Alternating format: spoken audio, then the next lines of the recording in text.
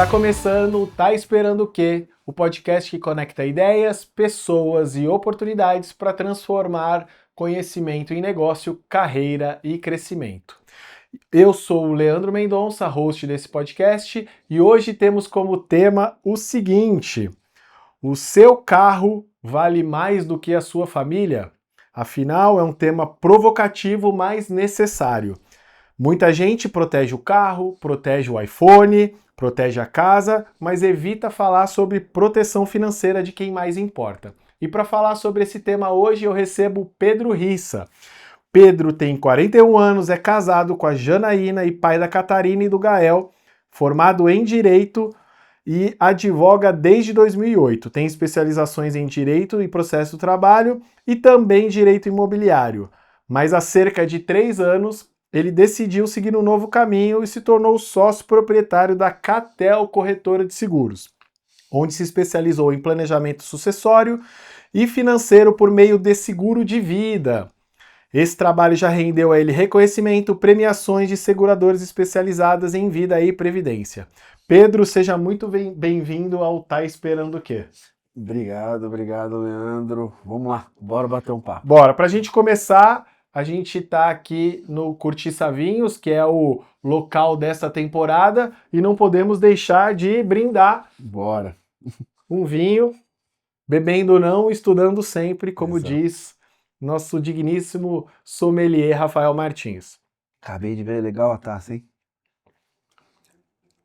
E mais uma coisa, um presente pro nosso convidado, vindo aqui da DNA Presentes, nossa caneca oficial do Tá Esperando o Quê? Obrigado. Obrigado, Caneca Leandrão. personalizada aí, igual a nossa. Show de bola. Deixa eu deixar aqui. Maravilha. Bom, Pedro, para a gente começar, fale um pouquinho da onde você veio e uma curiosidade que ninguém sabe sobre você. Bora lá. Bom, enfim, eu sou Pedro Rissa, igual você disse, né? Eu sou advogado, eu sou corretor, eu sou empresário, eu sou pai, eu sou filho e a gente vai vivendo essa vida maluca aí. Da onde a gente veio? Eu sou de São Paulo, sou paulistano. E agora esse mês, acabei de fazer 41. Parabéns. Mas eu costumo dizer o seguinte, né? Costumava dizer, eu tinha 40 anos até uma semana atrás, eu falava assim, eu tenho 20 anos de São Paulo e 20 anos de São José dos Campos. Eu tô metade. Agora já mudou. Parece que eu sou muito mais joseense do que paulistano há muito tempo. Então hoje eu me sinto muito mais confortável aqui em São José dos Campos do que quando eu vivia em São Paulo e nem me vejo mais como um paulistano. Mas eu sou nascido e criado na Zona Norte de São Paulo e eu comecei estudos lá, comecei faculdade lá e no meio da faculdade eu vim para cá com 20 anos e daí eu terminei aqui e toda a minha trajetória no mercado de trabalho se deu aqui em São José dos Campos. Então a vida adulta praticamente foi aqui, por isso que talvez eu me considere mais joseense. Maravilha. E uma curiosidade que ninguém ou poucas pessoas sabem sobre você?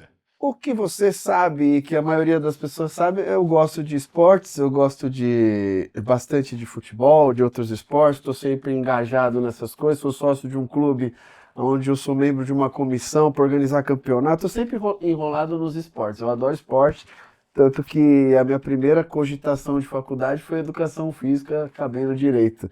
A parte que ninguém sabe sobre mim é também relacionada a esportes, mas esportes, né? Eu já fui jogador profissional de Counter-Strike. Isso é uma curiosidade que eu acho que ninguém sabe sobre a minha pessoa. Olha só que curioso. Me conectando com isso e até com o nosso produtor aqui, que já foi youtuber. Oh, que legal! E eu trabalhei 10 anos no mercado de videogame, então Que legal! já temos várias conexões, apesar de que na nossa conversa passada, né, descobrimos que também já fomos vizinhos. Exatamente. Né? Mas deixa isso para outro momento. Em São Paulo, né? Ou seja, Paulo. Mais de 20 anos atrás. Há mais de 20 anos. Quer dizer, menos, né? Não mais, eu tenho 20 de São José, 21 agora. É que eu acabei de fazer 27, então...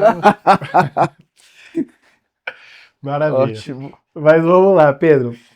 Vamos falar então sobre um pouquinho do início da sua jornada, né? Você que é o paulistano, mas agora percentualmente mais joseense do que paulistano. Como começou a sua carreira Por que você escolheu direito? Você disse que tinha a intenção de ir para educação física. Qual foi o momento que você falou, não, é direito que eu vou fazer e você é advogado e tudo mais? Na verdade, eu não escolhi direito. O direito que me escolheu, eu costumo dizer. Por quê? Porque a gente é de família humilde. Eu venho de um bairro pobre de São Paulo, de uma família mais carente, e eu não tinha condições de fazer uma faculdade financeiramente falando. E na época da faculdade, quando eu estava terminando o colegial, hoje é ensino médio, né? A gente precisava. Minha mãe não queria que eu ficasse jogado na rua, que eu precisava fazer uma faculdade. E ela trabalhava, coincidentemente, dentro de uma faculdade. E assim ela tinha bolsa de estudo para filhos. E daí ela falou: olha, eu trabalho nessa faculdade X. E aqui no campus que eu trabalho, que você vai vir estudar aqui, porque eu vou te proporcionar isso, nós temos 3 cursos. Nós temos Direito, Administração ou Psicologia. Escolha. Eu fui incapaz de escolher, porque queria algo relacionado a esportes. Ela escolheu por mim Direito, que ela acreditou que fosse a melhor faculdade dentro daquelas escolhas, e falou assim: eu, como mãe, vou te dar uma profissão. E após você ter essa graduação, essa profissão, você faz o que quiser com ela, mas eu não quero que você fique jogado às traças, te darei essa profissão. Daí eu caí de paraquedas no direito, Ao digamos menos assim. termine. Basicamente isso. Eu sei que até esquisito falar isso, que a gente caiu de paraquedas, a gente não escolheu a faculdade, mas a pessoa quando não tem recursos financeiros, a gente vai caminhando o caminho que a vida nos dá. E realmente foi um bom caminho. Porque não era porque eu não queria fazer direito que eu não ia me dedicar ao direito. Então, graças a Deus, eu sempre fui um bom aluno, acabei vindo a ser um bom advogado e as coisas andaram no automático ao longo da vida, aí, mas por conta disso. Muito bom. E você que foi advogado nesse período ou que não escolheu, queria se dedicar, mas em algum momento você pensou em falar, isso aqui não é para mim, eu quero ir lá jogar bola, fazer educação física? Mas desde o começo, Leandro, desde da faculdade já, sabe quando você entra na faculdade com 17 anos de idade, 17 anos você não tem absolutamente nada na cabeça, e daí você está fazendo um curso que você não conhecia, você estava feliz porque no curso não tinha matemática, já era um grande passo para minha pessoa naquela época, e eu falei para minha mãe, eu quero trancar, não é para mim, não é isso que eu quero, e ela com aquele discurso: olha, eu sou sua mãe, é a oportunidade que eu tenho de te dar uma formação, te dar um estudo e eu vou te dar esse estudo.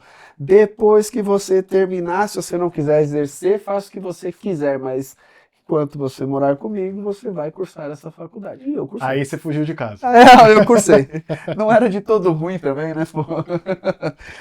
E cursei. E aí como foi? Você, dentro do direito, tem várias áreas e tudo mais, você seguiu qual área? Eu comecei na advocacia trabalhista. Na verdade, durante a faculdade, eu me mudei para São José dos Campos, e em São José dos Campos eu vinha estagiar em alguns órgãos públicos e sempre foi mais voltado para essas questões trabalhistas. E daí eu comecei a me especializar já dentro dos estágios que eu fazia em direito do trabalho, e quando eu me formei, um caminho natural foi entrar numa pós-graduação que eu fiz em São Paulo de Direito e Processo do Trabalho e começar a trabalhar com isso, que assim que eu me formei, eu consegui um bom emprego no escritório aqui em São José dos Campos, que na época advogava para a Embraer, e isso me deu uma bagagem trabalhista muito boa, porque todas as semanas eu estava no fórum Sempre trabalhista tinha demanda. e pegando a bagagem trabalhista aeronáutica. Mas você tava do lado da empresa ou do funcionário? Então, essa minha carreira de 17 anos de advocacia foi sempre do lado da empresa. Eu nunca tive do lado do funcionário. Imagino que ser advogado nessa área trabalhista tem bastante desafios com relação aos. Porque o advogado por si só, ele só precisa resolver o problema de um lado das partes, né? Usando as provas, usando os documentos e etc. E não pode resolver o problema na fonte, na origem, né? Ele resolve sempre algo que depois que aconteceu. Precisamos criar razão onde não temos razão, às vezes, não é mesmo? Basicamente. Tem alguma história, eu não sei quanto de possibilidades você tem de abrir, mas tem alguma história que marcou você nessa temporada Essa temporada longínqua de 17 anos de advocacia, são várias histórias, são várias histórias.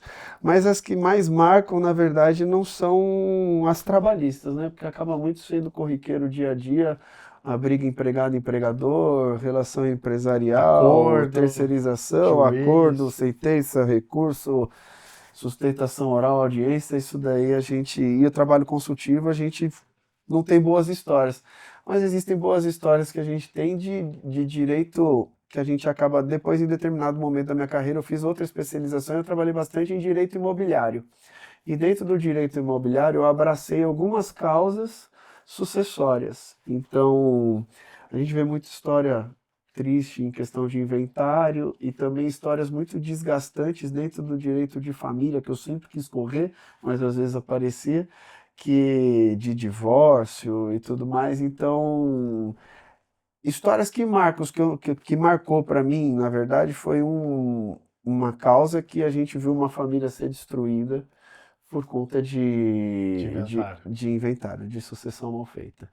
Então, de falta de planejamento sucessório, na verdade, isso até coincidentemente é um gancho com o que eu faço hoje, né? Mas foi a história que você vê uma família bem estruturada, você sabe como é aqui em São José dos Campos. Aqui em São José dos Campos as pessoas que têm um pouco mais de poderio financeiro acabam escolhendo morar em condomínio fechado e tudo mais, e essas coisas são corriqueiras por aqui, e você vê aquela pessoa com aquela estrutura, a partir de uma perda, a estrutura familiar degringolar por empresa, E por aí conta essa, disso. e aí essa, esse problema ele foi por conta de conflito dos herdeiros, não? Conflito dos herdeiros era uma pessoa que tinha um segundo casamento, e nesse segundo casamento ele tinha um filho, só que do primeiro casamento a primeira esposa já era falecida, mas tinham duas filhas do primeiro casamento.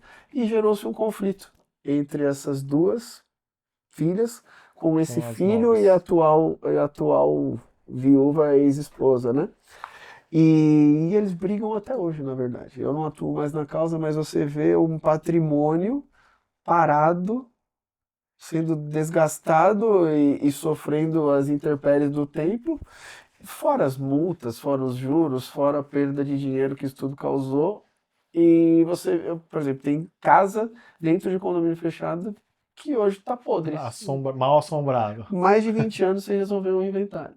Mas eu acho que o maior problema das famílias hoje em relação a esses heranças em si é por conta de disputa ou porque não tem dinheiro suficiente para pagar as transferências, né? O famoso Exatamente. ITCMD e etc. Né? Às vezes você Exatamente. tem um patrimônio muito grande, mas quem herda não tem condições de absorver aquilo.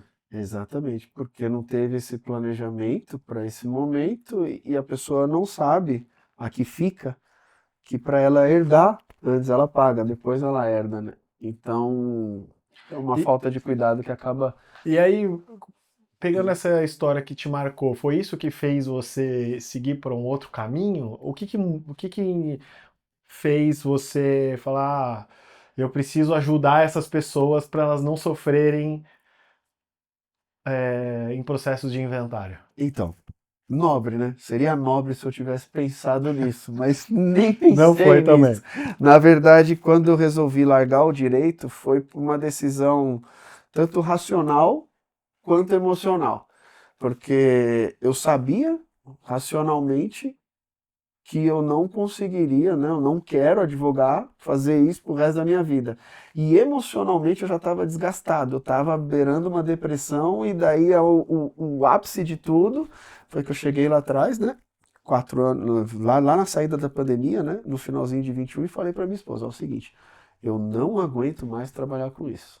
E se eu tiver que continuar nesse mercado porque a nossa família precisa do meu dinheiro, do dinheiro que eu trago para a nossa estrutura familiar, uma hora eu vou surtar. E daí ela apoiou, falou: não, segue o rumo que você quiser seguir, dinheiro a gente dá um jeito. E foi muito importante, porque se eu não tivesse o apoio da esposa, seria muito mais dificultosa essa transição de carreira. Ou seria Então, uma mão única, né? exato. Ou seria uma mão única. Mas, respondendo a sua pergunta, eu não escolhi esse mercado de seguro, de proteção, pensando nessas questões que eu vivenciei na advocacia. Foi um gancho por coincidência, porque eu saí do direito. Para onde eu iria, eu não sabia. Daí é aquela coisa, você sai do direito, daí você vai atualizar LinkedIn, você vai atrás do mercado de trabalho, o que eu vou fazer da minha vida? Eu advogo desde que eu me formei, não sei fazer outra coisa. E daí eu dei uma sorte que tinha uma recrutadora de uma seguradora muito famosa, muito robusta, que me viu pelo LinkedIn e também era de São José dos Campos e recebeu uma indicação minha também e nos conectou. Ela nos conectou, eu com essa seguradora, e falou: olha, eu vou te conectar para você aprender a ser executivo comercial dessa seguradora. Veja se você gosta e faz sentido. Fez muito sentido. Então foi ali que eu entendi como vender, como planejar, como funciona esse mercado, e nessa seguradora comecei. Então você começou como funcionário da Não, seguradora, desculpa, deixa eu me expressar melhor. Eu não comecei como funcionário, eu comecei já como a minha corretora, só que digamos que a minha corretora representado, só como prestava representante serviço de forma, entre exclusivo. aspas, exclusiva para essa seguradora. Entendi. E daí Você eu foi aprendi ali. recrutado como representante daquela seguradora. Exatamente, basicamente isso. E aí, o que fez você ficar? Foi só o aspecto financeiro? Foi o que conectou com aí o seu passado de histórias que te marcaram? Foi qual envolvimento você teve que realmente falou, pô, isso aqui é um negócio legal e eu gosto e eu não vou surtar e eu vou continuar fazendo isso? Se a gente vai surtar ou não, a gente nunca sabe, sabe, né? né? Mas assim, o que foi legal de você conhecer o mercado securitário? Eu conheci o mercado securitário, fui aprender a ser executivo comercial e foi o desafio. O primeiro foi o desafio. Por que o desafio? Porque eu na advocacia você tem uma venda passiva, você tem um trabalho à base da confiança. Eu nunca fui atrás de nenhum cliente. Eles sempre vieram, seja por indicação, seja pela fama, seja pelo bom trabalho. Os clientes chegaram em mim. Agora vai para uma seguradora trabalhar de executivo comercial, de especializado em seguro de vida. Vê se alguém procura. Ah, acordei, hoje quero comprar um seguro de vida. Ninguém quer, cara. E Daí depois que morreu também não dá, né? Porque aí é na dor, né? Daí eu mudei de um aspecto total passivo, de uma venda passiva, para uma venda total ativa, né? Que você, como executivo comercial de seguro de vida, você vai atrás da pessoa, você desperta a pessoa para a necessidade e você faz o planejamento para ela, mesmo ela não sabendo o que ela precisava. Então é algo muito mais ativo. Então esse desafio me impulsionou bastante. E daí teve uma segunda parte, que foi o link com a advocacia, porque querendo ou não, eu tenho uma bagagem técnica, né, de advocacia, e a gente começou a trabalhar com planejamento sucessório por meio de seguro de vida, coisa que eu já sabia fazer como advogado. Então a gente pega todas as fraquezas das famílias que a gente via aqui na parte jurídica da coisa e traz um pouco para lá também. E a gente aprende a resolver por ambos as ferramentas, seja jurídica ou seja securitária. Foi muito legal, porque a minha bagagem de advocacia me deu um diferencial gigante nesse mercado. Legal, você mudou, vai, digamos assim, da água para o vinho, mas a gente até falou sobre isso num outro podcast, que muita gente acha que, eu vou fazer uma transição de carreira, quer dizer que eu vou sair de um lugar e vou entrar zerado em outro, mas esquece que o conhecimento que você tem de outra área pode contribuir muito numa nova área, e foi exatamente o que aconteceu com você nesse momento. Talvez se você fosse de, sei lá, psicólogo, Exatamente. talvez não teria essa mesma competência ou teria que aprender Do zero várias outras mesmo. coisas, apesar de ter bagagem de outras formas como psicólogo que poderiam ser úteis também no seu negócio. Uhum, Né? exatamente. Legal. E aí falando sobre seguro de vida, né, que é a sua especialidade. Por que uma pessoa precisa ter seguro de vida? Na verdade, não é uma pessoa, são todas as pessoas. Todo mundo precisa de seguro de vida e todo mundo precisa agora. E por que agora? Porque a gente costuma dizer o seguinte, né? Quem compra o seguro de vida, quem faz um planejamento por meio de seguro de vida, quem compra ele é a sua saúde. O dinheiro só efetua o pagamento. E por isso que eu falo que tem que ser agora. Porque a vida, né, ela não tem um script, ela não tem um roteiro. Se amanhã você já não tiver mais saúde, você já não pode mais ter um seguro de vida. Porque o seguro de vida nada mais é do que a transferência do risco, né? Você tem um risco na sua vida e você transfere para a seguradora. Por que que a seguradora vai comprar o seu risco À beira da morte. se você já está ou à beira da morte, ou doente, ou debilitado, você entendeu? Ela não compra. E daí você não pode mais ter seguro de vida. Então eu costumo dizer que todo mundo precisa e todo mundo precisa para hoje. Legal. Obviamente o seguro de vida protege a vida, como você mesmo disse. Mas por que que todo mundo faz seguro do carro? Hoje em dia, com o celular custando 10 mil reais, faz seguro do celular, mas não faz seguro de vida. Qual é o mito ou as verdades por trás disso? Essa é uma pergunta que a gente pode ter várias vertentes. Tem gente que fala que é cultural, né?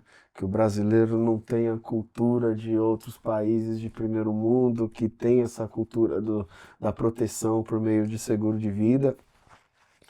E eu não sei se eu acredito só na cultura. Eu acho que é a falta de oferta mesmo. Não é só a cultura, é você não saber da existência do produto. Sabe quando o brasileiro não sabe que tem um instrumento no mercado que se ele ficar doente, se ele ficar machucado, se ele ficar impossibilitado de trabalhar, se ele sofrer um acidente, ele vai ter acesso a uma renda mesmo não podendo trabalhar? Ele fala, ô, onde é que eu assino isso? Por que que eu não compraria? Então, eu acho que o desconhecimento é uma grande falta que a gente tem nesse mercado. Então, por isso que eu falo que é um desafio da venda ativa. É você criar esse despertar na cabeça de uma pessoa. Porque a pessoa que não conhece o seguro de vida, ela se encanta a partir do momento que ela sabe que é um instrumento maravilhoso se ela sofrer algum tipo de problema, né, de saúde, de imprevisto. Mas, ao passo que ela acha isso maravilhoso, ela também não acredita que ela vai sofrer. Que ela vai morrer. Não é morrer, Sim, né? ou que ela vai Mas sofrer qualquer avaria física, né? porque é importante até esclarecer isso. O seguro de vida, para quem nunca ouviu falar, às vezes a pessoa pensa nisso que você falou, no seguro de morte. E a gente não está falando do seguro de morte apenas. A gente está falando do seguro de vida, que pode incluir também a cobertura de morte, mas a grande maioria da atenção, pelo menos um especialista dá, é para proteção em vida. Que é aquelas intempéries que eu te falei. Um acidente, uma doença, um afastamento, tudo isso que te tira a força de trabalho, seja definitiva ou temporariamente. E daí você se coloca pensando, por mais que eu tenha estrutura financeira, por quanto tempo eu aguento essa situação? Imagina quem não tem. Entendeu? Por isso que eu sempre falo que o seguro de vida é para hoje e não para ontem. E quando você fala, por que que o brasileiro tem que ter um seguro de vida? O brasileiro, são alguns motivos. Daí você vai me falar, então você está me dizendo que seguro de vida precisa quem vai ficar sem renda, por exemplo. O cara que não tem proteção, um cara que é um profissional liberal, um autônomo. Esse cara realmente precisa, porque se amanhã ou depois ele não puder levantar da cama para ir trabalhar, ele precisa ter uma renda. Daí vai falar do empregado com registro em CLT, que tem uma falsa impressão de proteção, porque se acontecer alguma coisa com ele, ele está afastado pelo INSS e ele vai ter uma certa ajuda financeira porque ele está afastado pelo INSS. Agora, pega o afastamento pelo INSS, por exemplo, de uma pessoa que tem um alto cargo aqui na nossa região, na Embraer, por exemplo. O engenheiro da Embraer que vai ganhar lá seus 20 e tantos mil, seus 30 mil reais por mês. Exemplo. Se ele tem algum acidente e é afastado pelo INSS, o INSS realmente vai pagar parte, vai pagar o salário dele, o afastamento dele. E a empresa, depois de 15 dias, não paga mais nada. Vai pagar o teto do INSS, que é 8 mil e blá, blá, blá, blá, blá. O padrão desse cara é de 30 pau por mês. E esse cara acha que ele não precisa de seguro de vida. Você entendeu? Então tem o profissional liberal, o autônomo, o registrado em CLT e principalmente o empresário. Daí entra eu, entra você. A gente fala assim, pô, eu tenho uma empresa, a minha empresa me gera uma renda passiva, talvez eu tenha uma estrutura que se acontecer alguma coisa comigo, eu tenho um back-office, eu tenho uma equipe, um time funcionando legal. Até Quanto quando? tempo? Até quando? Até quando você pode ficar sem a sua estrutura financeira? E se por uma pequena parcela mensal você garantir essa segurança financeira que cabe dentro do seu bolso, para que você vai mexer no seu prolabore, nos seus lucros, no momento que você está afastado, se você pode ter esse suporte financeiro advindo dessa proteção financeira por seguro? Então, assim, a gente se coloca, porque a gente sabe, vou te usar como exemplo, a gente sabe que você tem uma estrutura empresarial legal, mas eu também vejo você no Instagram fazendo coisas dentro da sua empresa num domingo. Imagina se você não pudesse estar ali num domingo fazendo as coisas para a sua empresa enquanto todo mundo está de folga. A sua mão de obra ainda é necessária para o seu negócio. Seu negócio não gira sem você. Então, você entende? Tem muito público para seguro de vida. Você falou que o que falta para o brasileiro se aculturar do seguro de vida é a oferta, né? Mas tem bastante corretor por aí vendendo seguro. Primeira pergunta, fora do Brasil, isso é mais comum? As pessoas são mais aculturadas ou cientes do risco que correm diariamente, seja empregado, autônomo ou empresário, e aí todas têm um seguro de vida? É mais comum ter isso pelas pessoas? Ou é igual no Brasil? E normalmente aqui no Brasil, a segunda pergunta, quem oferecia muito ou continua oferecendo, que eu me lembro, são bancos, né? Como um produto de banco. Talvez isso tenha descaracterizado um pouco a funcionalidade do seguro de fato, porque não é uma consultoria, é um produto. Como todo produto, é um produto de prateleira, não está avaliando sequer qual é o seu perfil, qual é a sua necessidade, e até porque, até onde eu sei também, para você receber o seguro, você precisa que alguém saiba que você tem o seguro. E o banco talvez não vai querer contar para sua esposa ou para sua família depois que você morreu que você tinha um seguro, porque ela vai ter que pagar. Então vamos lá para as duas perguntas. No Brasil, fora do Brasil é mais comum ou não? É igual no Brasil? E aqui no Brasil, por que esse produto não é tão conhecido além da oferta? Com esse exemplo dos bancos que você colocou. Bancos. Show. Cara, você usou a palavra oferta, que aqui é muito conhecido porque quem oferece são os bancos. Eu até dou uma trucada nisso. Banco não oferece seguro de vida. Banco vai te oferecer uma aplicação, vai te oferecer um produto de capitalização, vai te oferecer algum tipo de investimento, e daí quando você fizer, ele vai falar, cara, porque você fez isso, eu te dou mais desconto aqui se você fizer um seguro de vida também. Então tem muito dessa política dentro dos bancos de colocar o seguro de vida como um produto acessório e não dar determinada importância para o seguro de vida. E a pessoa compra, às vezes, porque está ali para conseguir o desconto, ou para ajudar o gerente dela a bater uma meta e Ou tudo mais, porque para foi melhorar o relacionamento dela com o banco. conseguir um crédito futuro, sei lá o que for. Exatamente. É diferente do meu trabalho. O meu trabalho ele é consultivo, como você bem sabe. Eu sento, eu entendo a sua necessidade como profissional e pessoal, para depois te trazer algum tipo de estudo adequado à sua realidade financeira. Então eu sei o que você precisa em termos de cobertura. E daí eu faço um planejamento completo e te trago para que você tenha um produto sob medida para você. Dificilmente você vai conseguir isso num banco e até mesmo numa assessoria de investimento que também tem gente vendendo seguro. Você entendeu? E indo agora para a sua primeira pergunta, se fora do Brasil é mais comum, para você ter noção, isso é um dado, no Brasil, dentro da população brasileira, a gente não chega a 18% de pessoas seguradas com seguro de vida, falando ainda dos seguros coletivos, né, que as empresas dão para aquelas pessoas registradas em CLT. Não estou nem falando quem individualmente compra o seguro de vida, eu estou falando no todo, a gente não chega a 18%. Sendo que nos Estados Unidos a gente está acima de 80% e no Japão a gente está acima de 92%. Uau.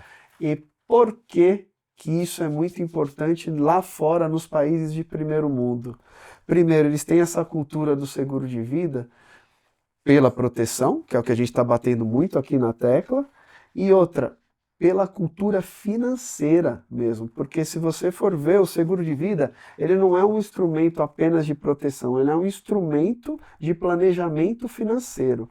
E por que eu digo isso para você? Porque se você tem algum planejamento financeiro advindo dos seus lucros da sua empresa, o que você ganha, você guarda, você cria uma reserva emergencial, depois dessa reserva emergencial você vai investir numa de médio prazo e numa de longo prazo, para transformar tudo isso num legado e viver desse legado lá na terceira idade, lá na frente, que é a sua renda passiva. Só que se no meio do caminho acontecer alguma coisa e você não conseguiu juntar dinheiro suficiente, o seguro de vida ele serve para te trazer aquele dinheiro necessário, para te dar uma guinada e que você não perca o seu poderio financeiro. Então, seguro de vida é importante para o planejamento financeiro de uma pessoa pensando a longo prazo e pensando em termos macro, dentro de uma nação, cara, é injeção de dinheiro na economia. Então, assim, se você tem um país de primeiro mundo e aquela pessoa não pode mais ter a força de trabalho e contribuir para o país, o seguro de vida faz com que ela não perca poderio econômico e crie uma renda passiva através do que ela recebeu, para que ela seja uma pessoa economicamente ativa, mesmo que suportado por outra.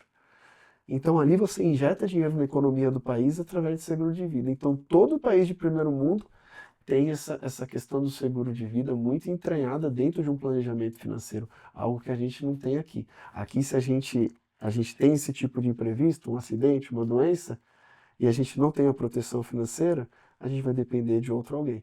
Seja parente, seja amigo, seja órgão público, ou seja viver sem nenhum teto. Você entendeu? A gente não tem a injeção de economia, a injeção de dinheiro na economia novamente. Então essa cultura lá é muito mais enraizada, muito mais forte. Mas tem esse lance de o que eu comentei de você ter que, se você tem um seguro, você tem que avisar alguém, de fato, que você tem um seguro?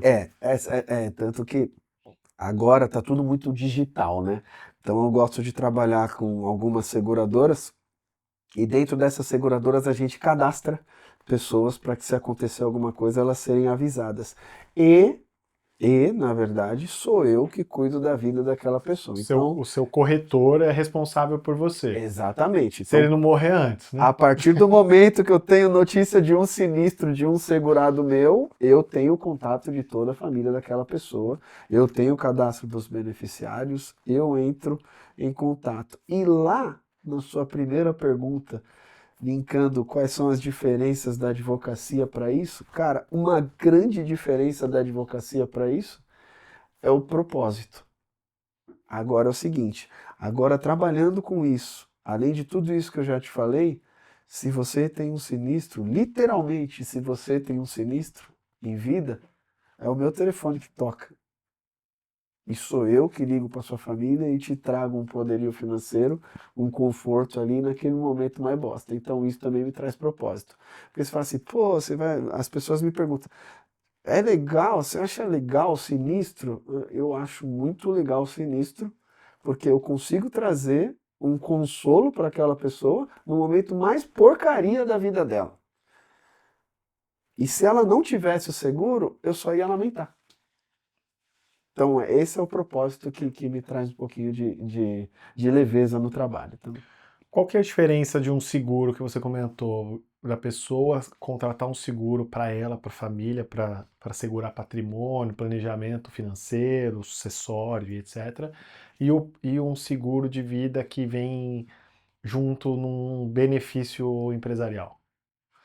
cara, o seguro de vida do benefício empresarial, primeiro que a gente tem que ver qual que é a vertente daquele ganho do seguro, né? Ganho, entre aspas, que a empresa está dando para o funcionário, para o empregado dela, o seguro de vida. Primeiro, existem, que é a grande maioria das empresas, que fazem o seguro de vida para o empregado por causa de algum acordo coletivo, uma convenção coletiva que obriga aquele ramo de atividade a fazer o seguro de vida com aqueles termos que estão descritos na convenção coletiva. Então você vai ter uma cobertura de morte, uma cobertura de invalidez com valores mínimos de 10, 20 mil reais, uma cesta básica. É só para cobrir o velório. É, basicamente isso. Então você faz por obrigatoriedade da lei, da convenção coletiva. E tem as outras empresas que dão seguro de vida ao empregado como benefício. E daí aquela empresa, por exemplo, vai dar para o Leandro, empregado dela, um seguro de vida onde ele vai ter uma cobertura de morte, que ele vai receber 12 vezes, a família, né, no caso, vai receber 12 vezes, 24 vezes o salário dele, se ele não estiver mais aqui amanhã, ou em vida acontecer alguma coisa com ele, ele vai receber 12 vezes o salário numa cobertura de doença, numa cobertura de acidente, de uma invalidez, de um afastamento. Você tem isso também como forma de benefício. Qual que é a diferença de você ter o seu seguro feito comigo, né, um especialista em seguro de vida, individual? Porque agora eu virei um consultor seu, eu entendo a sua necessidade e a gente está adequando ela de acordo com o seu padrão de vida e com as suas necessidades e com a sua saúde atual. Porque às vezes a pessoa me responde, eu tenho seguro da minha empresa, eu não preciso fazer outro. Só que se ela sair daquela empresa e ela não tiver mais saúde para contratar outro, ela não tem mais seguro de vida para o resto da vida. O seguro nunca vai ser dela. Você entendeu? Basicamente isso. Eu não sei se é mais ou menos parecido, mas isso acontece muito com o plano de saúde também, né? Quanto mais velho, provavelmente vai ficando mais caro, até o ponto de não assegurar talvez nada se você não tiver uma história, talvez, com o plano de saúde. Seguro é isso mesmo? Então, quanto mais jovem você começar, considerando a sua saúde, você vai mantendo aquele seguro. E aí, conforme você vai renovando o seu patrimônio, suas coisas, é melhor renovar o seguro, contratar outro? Qual é a melhor escolha ao longo de uma vida? Vai depender, né? Mas assim, sofre dessa mesma lógica do plano de saúde. Por quê? Por que que eu falei lá atrás que o seguro de vida é para agora? Por causa da condição de saúde da pessoa, que enquanto ela tiver saúde, ela contrata um seguro de vida, e quando ela é mais jovem, mais barato fica. Porque quanto mais velho você fica, mais o seu risco aumenta. E aí, mais tempo você vai contribuir, é isso? Não, mais o seu risco aumenta porque a seguradora entende que você mais velho pode ter uma doença, Sim, pode mas ter... quando mais jovem, você tem um risco menor, obviamente, do que o mais velho, e tendencialmente você vai contribuir por mais tempo na sua. Por isso fica mais barato, não? Não, fica mais barato por causa da falta de saúde, não por causa do tempo de Ah, nem contribuição. vai ser tempo. Porque nada impede de você, com 20 e poucos anos, ter Sofrer um um diagnóstico, ou um acidente, ou um diagnóstico muito ruim, que Entendi. já faça com que a seguradora pague um dinheiro para aquela pessoa que ela nunca mais vai ter lucro com aquela pessoa. Entendi. Você entendeu? Mas o seguro, quando a gente fala de seguro, seja o de vida ou qualquer outro, a gente está falando de um coletivo. Então, por mais que uma seguradora tenha um prejuízo com você porque te pagou algumas coberturas, ela vai ganhar em cima de mim, em cima dele, em cima Sim. do outro e Volume. por aí vai. É, exatamente. Então, isso que é importante você ter o seu seguro individual, só para concluir esse raciocínio, porque o quanto antes você contrata, mais barato fica e melhor você está em condição de saúde. Porque se você não tem uma empresa, não tem mais o seguro empresarial, que nem sob medida para você é, a partir do momento que você deixa aquela empresa, você já não tem mais proteção nenhuma. Então é por isso que é sempre bom você ter o seu seguro individual também. Legal. E existe, vamos pensar desde a base da pirâmide, né? As pessoas que são autônomas ou não têm capacidade financeira, vive ali num momento difícil. Você falou que o melhor momento agora é pro que você tem e tudo mais. tem um parâmetro mínimo para que viabilize desde os autônomos aí que estão na rua vendendo produtos, paçoquinha, bolo no pote, etc., para começar, porque isso culturalmente elas vão considerar como um custo. Eu prefiro comprar um prato de comida do que ou comprar pagar uma parcela de um celular, né, do que fazer um seguro.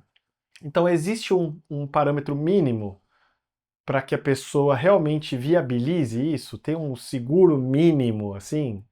Existe, na verdade, o que a gente chama de público ideal, né? Que é a partir a pessoa que ganha a partir de X mil reais, é mais fácil ter um seguro de vida, porque aquela pessoa não está comprometendo necessidades básicas e cotidianas para conseguir suportar o pagamento de um seguro de vida, como você mesmo acabou de colocar. Só que o seguro de vida, quando você faz através de um especialista, ele não tem mínimo nem máximo. A gente faz, na verdade, um produto Customizado. equivalente ao seu padrão de vida. Então, se vem uma pessoa para mim e fala que ganha 2 mil reais, mas que ela quer ter um seguro de vida, porque se ela sofrer algum problema, ela vai deixar 4 filhos pequenos em casa sem nenhum tipo de retorno financeiro, a gente faz nem que seja o básico para aquela pessoa. A gente faz seguro a partir de 20 reais. E o céu é o limite. Assim como eu tenho seguro acima de 4 mil reais por mês. Então a gente tem seguros de acordo com cada perfil. Então, se eu for fazer um seguro para um empresário que tem um patrimônio X, que tem holding, que tem um monte de coisa já consolidada, ainda assim esse cara precisa de seguro de vida e o seguro dele vai custar X. Agora, se eu for fazer para a galera do bolo de pote que você colocou aqui como exemplo, é algo muito mais próximo da realidade deles, que eles vão ter que fazer força para suportar isso, porque infelizmente eu entendo que é uma necessidade básica a pessoa preferir pagar as contas do cotidiano do que ter um seguro de vida. Só que eu entendo a necessidade básica. O cara que faz uma compra de um iPhone já segurado ou já tira um carro da concessionária com seguro e fala para mim que ele tem que planejar financeiramente a vida dele para dar um passo de seguro de vida, isso eu não aceito.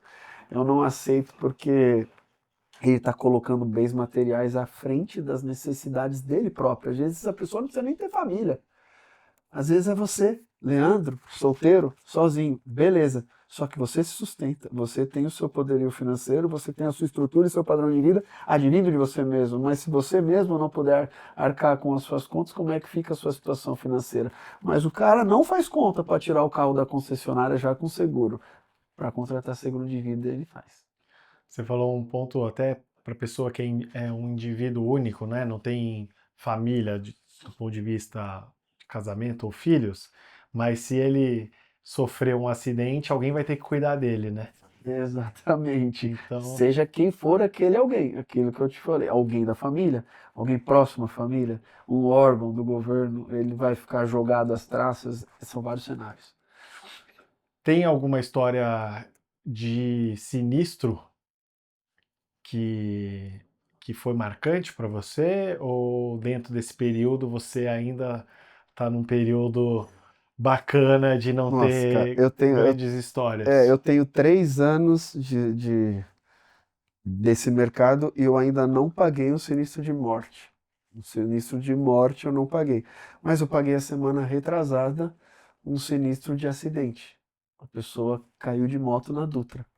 E devido a esse acidente de moto na Dutra, ele teve os bens materiais dele danificados, a moto, capacete, relógio, roupa, computador, a mochila que estava os eletrônicos da pessoa, e ficou afastada do trabalho na UTI e internado em hospital por mais de 20 dias.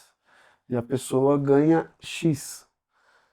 E eu trouxe para ele, através de indenização de menos de 20 dias que ele ficou internado, uma cobertura que eu paguei um sinistro para ele de 2 vezes o salário mensal dele. Então aquilo trouxe um conforto por esse tempo que ele ficou afastado e ficou devendo, e ele repôs as coisas dele, acertou as contas dele por conta dessa cobertura. Então, eu digo que sempre o último sinistro pago é o mais importante, por isso que eu estou te falando do último. Mas ainda não paguei o de morte. Eu falo que seguro é bom ter, mas que não precise nunca usar, É, né? exatamente. Isso para qualquer seguro, né? Exato. Para qualquer seguro, seja ele de casa, de telefone, de viagem, você nunca quer usar nenhum seguro, né? Maravilha. Principalmente o de vida, né, Léo? É, o de vida. É que eu acho, pensando pelo aspecto de vida, é o que você falou. Ninguém acha que vai acontecer alguma coisa com a gente, né? Então, por que que eu vou fazer um seguro? Estou bem de saúde, sou atlético, ou faço não sei o quê, pratico esporte. Não vai acontecer nada. Mas na prática, na vida real, a gente vê que do nada realmente acontece uma doença, um acidente, como você mesmo citou agora, Uhum. ou o pior dos piores, aí uma morte de fato. Você quer ver? Colega nosso, associado do clube, que joga futebol, dentista, bem-sucedido. É o que mão, pé.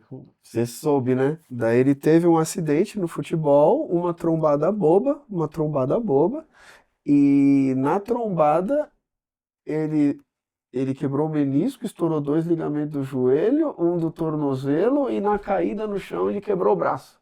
E o cara é dentista. E ele ainda nem fez todas as operações que ele precisa e já passou mais de 30 dias. Então esse cara ainda vai operar e fora a operação ele vai ficar um período afastado e ele já está afastado, engessado. Então pensa nesse cara se ele não tem uma reserva financeira e ele não tem um seguro nesse momento para suportar esse período de afastamento dele. E a gente está falando de uma pessoa bem sucedida, mas que ainda assim necessita da força de trabalho dele. Esse cara, se não tivesse seguro, ele estava lascado. E jogando bola, né? Jogando bola, coisas que as pessoas não colocam, né? Não Ah, eu tô valoriza. bem de saúde.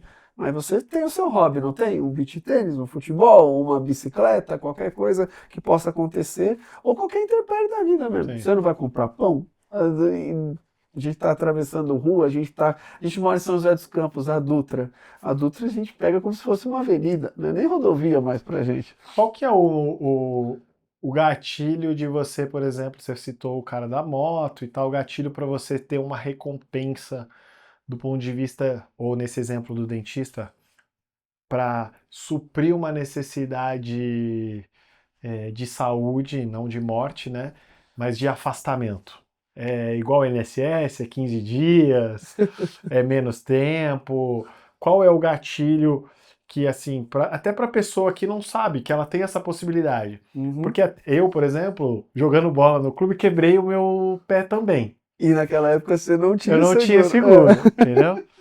E como empreendedor, normalmente o empreendedor não é porque está inviabilizado por algum motivo de saúde que para de trabalhar, Uhum. né? Tem gente que não consegue não parar de trabalhar se não falta renda em casa, de fato. Então, Exato. ou adia um tratamento, uma fisioterapia ou qualquer coisa assim, porque precisa estar em movimento para poder gerar renda.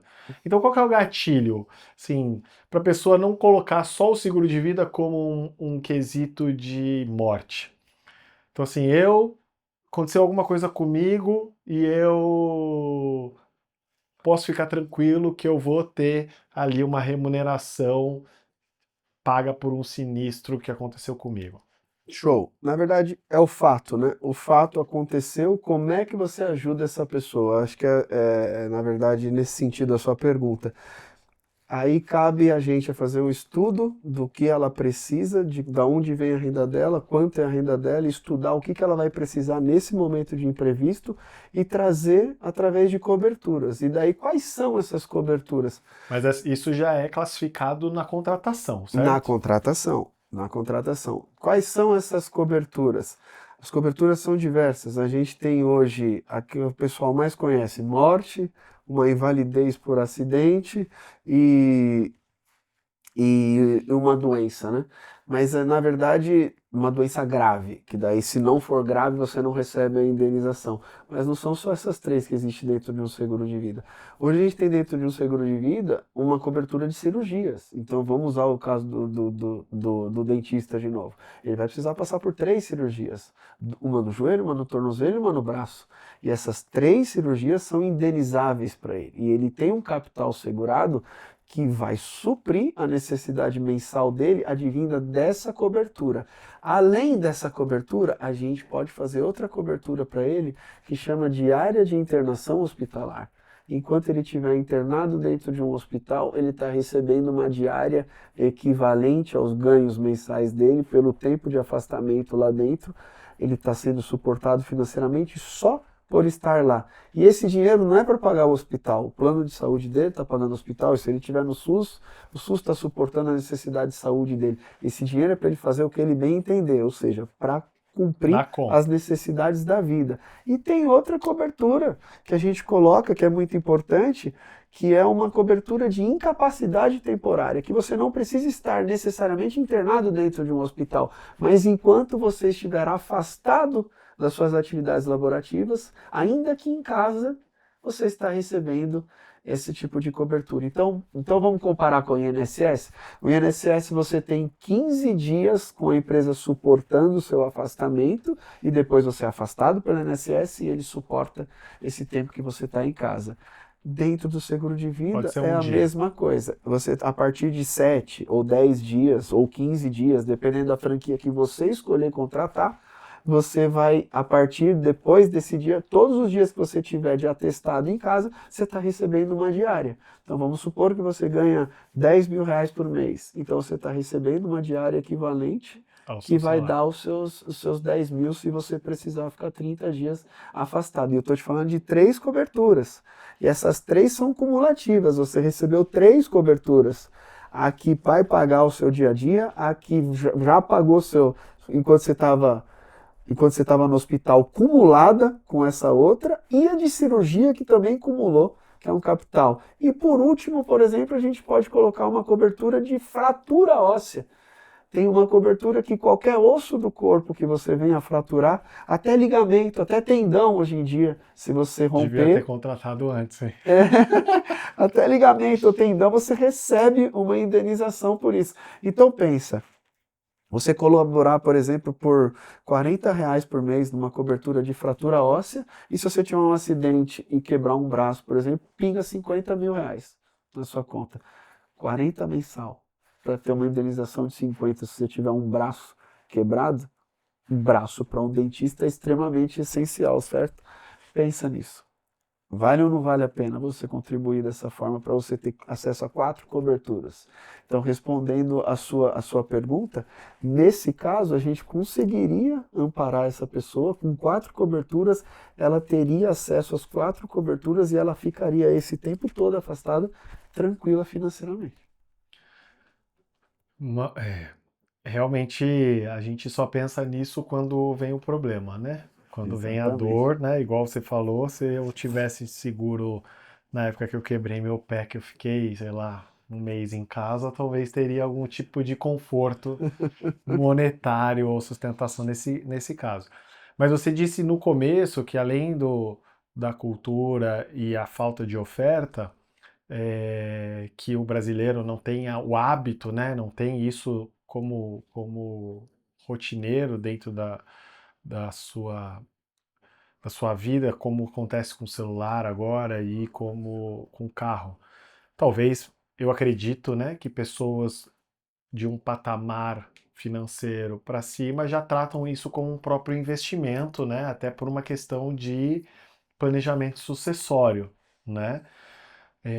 Mas qual seria a solução para mais pessoas ter acesso a isso? Seria na hora que nasceu já ter ali no hospital fazendo, assinando, o pai assinando, já falando assim, ó, vem aqui o seguro de vida para ele ou para você, né? Agora que você é pai, você precisa cuidar não só da sua vida, mas de outros. Qual a solução para mais pessoas terem acesso a essa informação e não tratarem isso como um custo, mas como uma proteção e um planejamento de fato para que possam se manter pelo menos manter o patrimônio, né? Olha, meu amigo, com a legislação que a gente tem hoje, sem obrigatoriedade nenhuma de seguro de vida, igual você falou, essa compulsória numa maternidade, por exemplo, é o trabalho de formiguinha. É os caras que nem eu, especialistas, honestos, porque a gente não tem só gente honesta no mercado, esses caras a gente despertar essas pessoas para a importância do nosso trabalho. Então, a coisa mais legal que você tem é sentar com uma pessoa que não conhecia e você falar do seu trabalho para ela e falar assim: poxa, eu tive um feedback o mês passado de uma segurada, que agora segurada, que falou para mim o seguinte: olha, eu sempre tive essa preocupação e nunca soube como resolver. E você me mostrou um caminho muito bonito. Então, eu sei que até que se der errado, vai dar certo por causa do seu trabalho. Então, cara, quando você recebe um feedback desse, é maravilhoso você saber, falando de uma forma mais leiga, que a gente precisa ir atrás dessas pessoas para isso. Agora, você falou um pouquinho de planejamento sucessório também no meio da sua pergunta. Por que que a gente linka, né, só para esclarecer, por que que a gente linka seguro de vida com planejamento sucessório?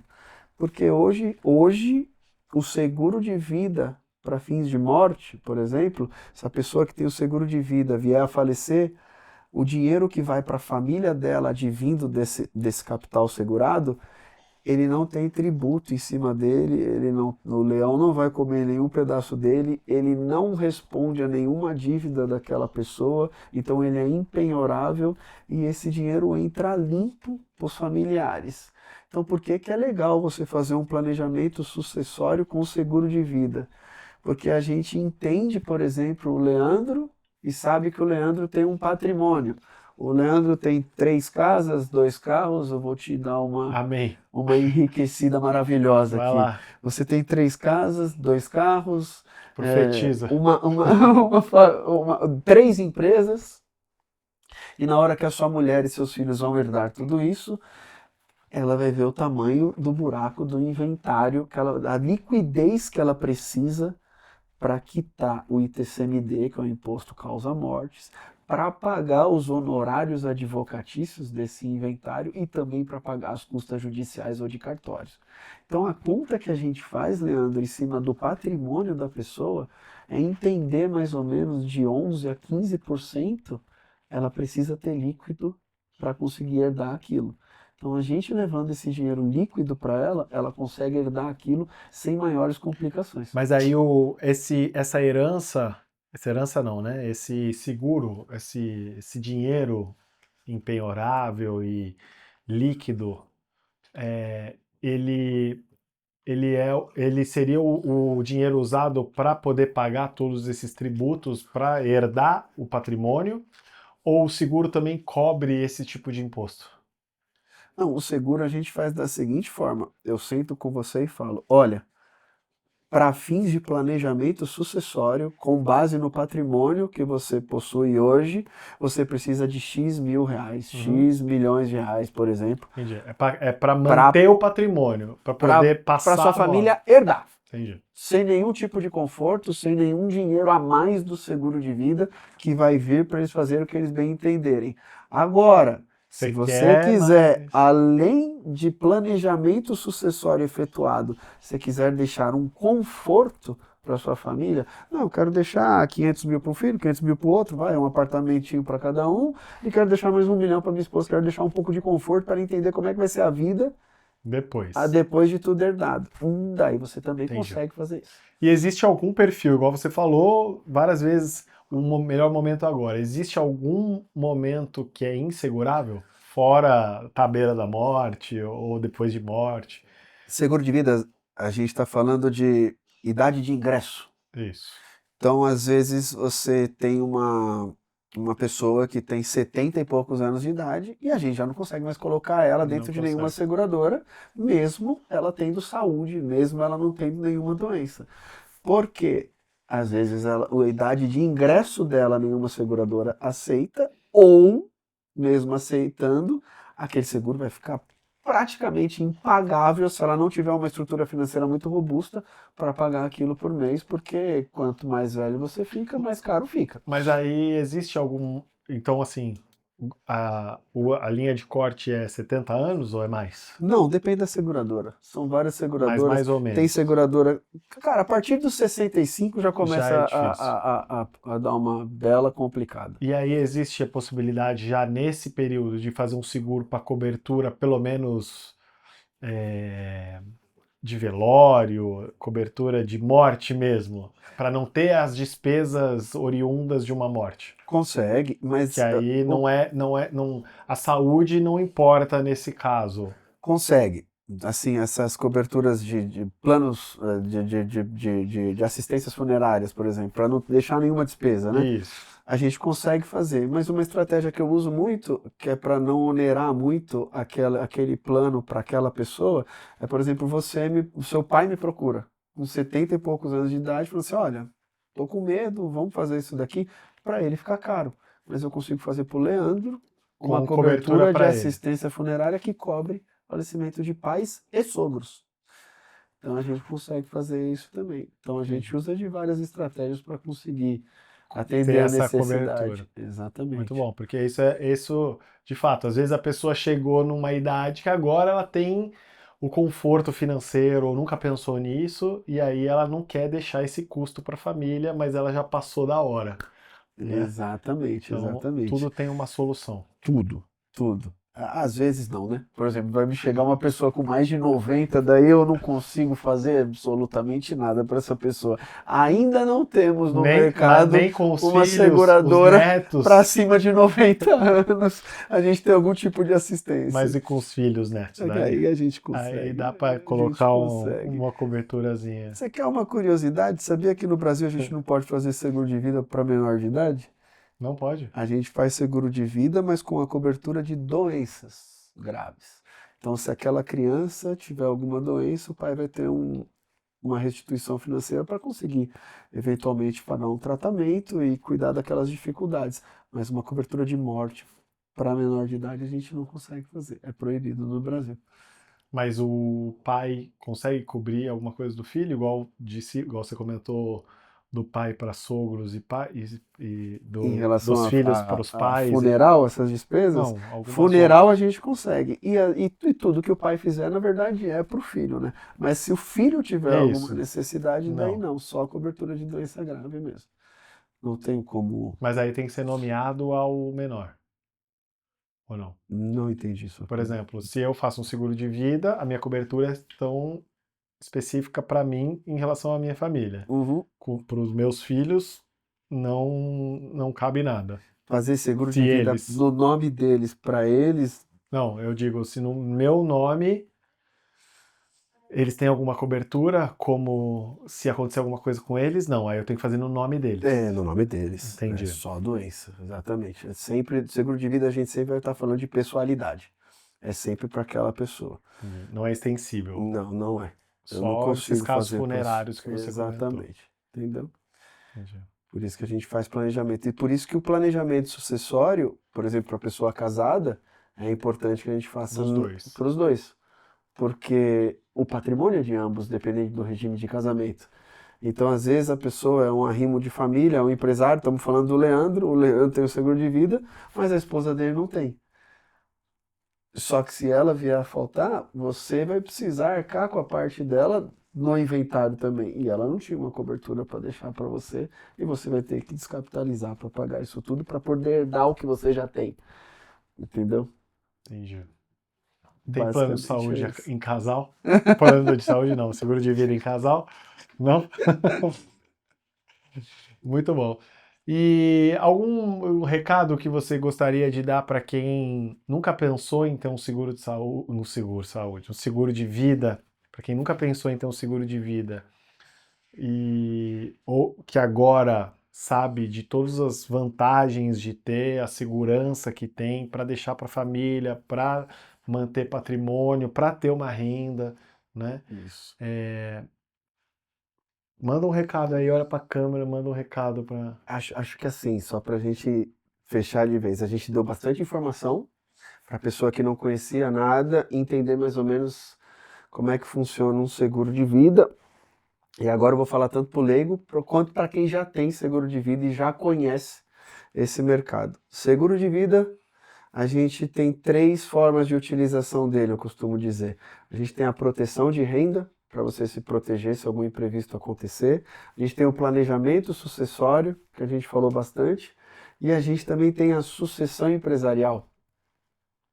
O que é a sucessão empresarial, né? Você tem uma empresa com um sócio, e se um desses sócios, ou você ou ele, vier a falecer, quem ficou, se não tiver liquidez, patrimônio, e quem mais patrimônio da empresa para conseguir arcar com o inventário do outro para herdar as coisas, vai ficar com as coisas travadas. E outra também, outra situação, não é o sócio que ficou que herda a parte de quem se foi, é a família do sócio que se foi que vai herdar a parte dele.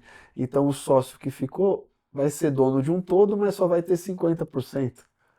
Falando em termos leigos, porque os outros 50% é da família de quem se foi. E o cara vai ter que ficar pagando prolabore, lucros e dividendos para esposa. Ó, dá meu dinheiro aqui. Ela não vai contribuir com o know-how, não vai trabalhar, não vai ajudar em nada, mas ela está lá como sócia. Então a gente consegue fazer essa sucessão empresarial também planejada com seguro de vida.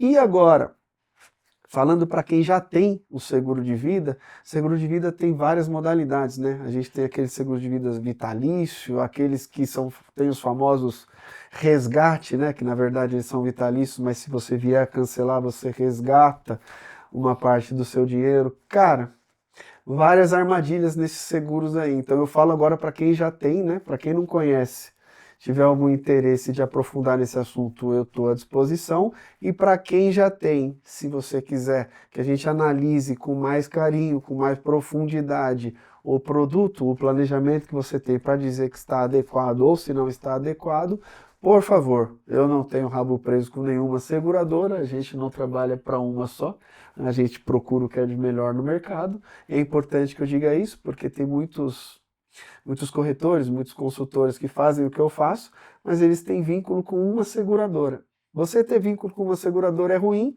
porque você vai oferecer um produto bom para o cliente, mas você vai oferecer o produto daquela seguradora. E aquela seguradora nem sempre tem o melhor produto do mercado, tampouco mais barato. Então a gente consegue procurar tanto preço quanto qualidade para o cliente através dessa diversidade que a gente trabalha aí. Maravilha. E se você está protegendo seu celular ou seu carro, por favor, comece a considerar proteger a sua vida. Bom, para quem então quer saber mais sobre seguro, quer falar com você, onde que pode te encontrar?